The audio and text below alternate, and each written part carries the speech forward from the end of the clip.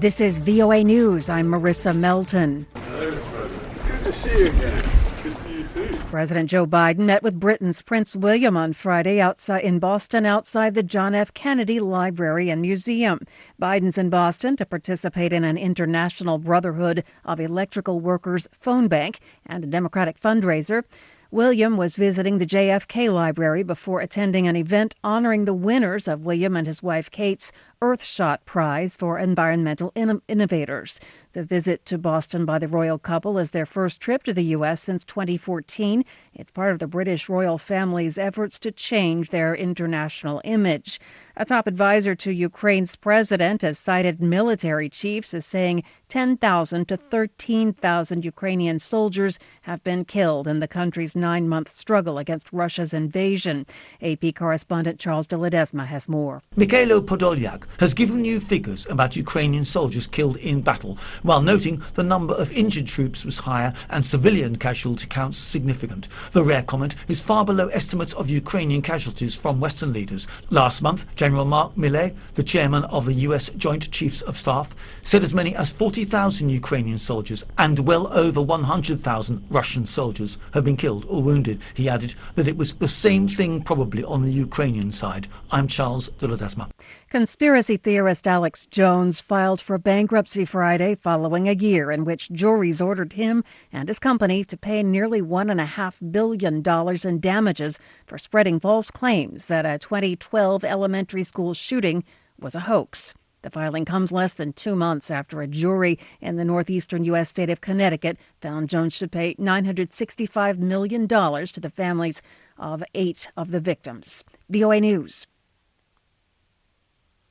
South Africa's ruling party held emergency talks Friday after an independent panel said President Cyril Ramaphosa may have broken the law and called for an impeachment inquiry, saying he needs to explain the theft of money hidden in a sofa on his game farm. The scandal known as Farmgate has led to calls for the president to step down. Vicky Stark reports from Cape Town. The president says $580,000 was stolen and that the money was from the sale of 20 buffaloes to a Sudanese businessman.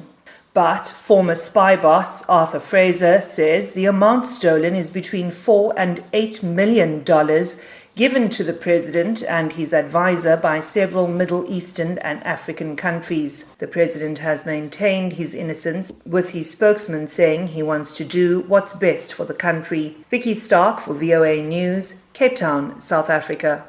Researchers at the University of Houston demonstrated a potential weapon to fight the nation's growing fentanyl crisis. AP's Ed Donahue has the story. Dr. Colin Hale's team is working on a vaccine. This, in combination with present treatments, will be a game changer. Hale says you get the vaccine, you develop antibodies against fentanyl. These antibodies bind to fentanyl if it is consumed and prevent it from getting into the brain, where it may trigger euphoric centers or trigger respiratory depression and opioid overdose death. Texas Governor Greg Abbott met with the researchers. Quite literally, fentanyl is killing Texas. Abbott says the problem is not just in his state, it's nationwide. Over the past year, about 1,400 Texans lost their lives because of fentanyl. Hale says current fentanyl treatments are not adequate and we need a different strategy. I'm Ed Donahue.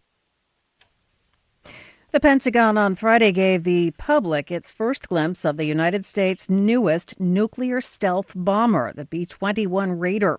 It's part of the Pentagon's answer to rising concerns over a future conflict with China.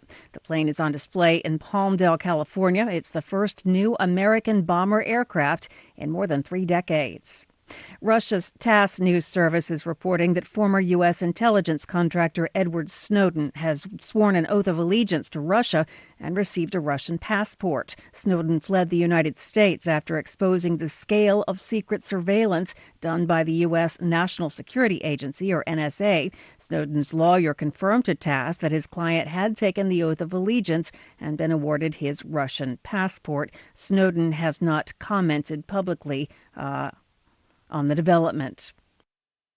This is VOA News.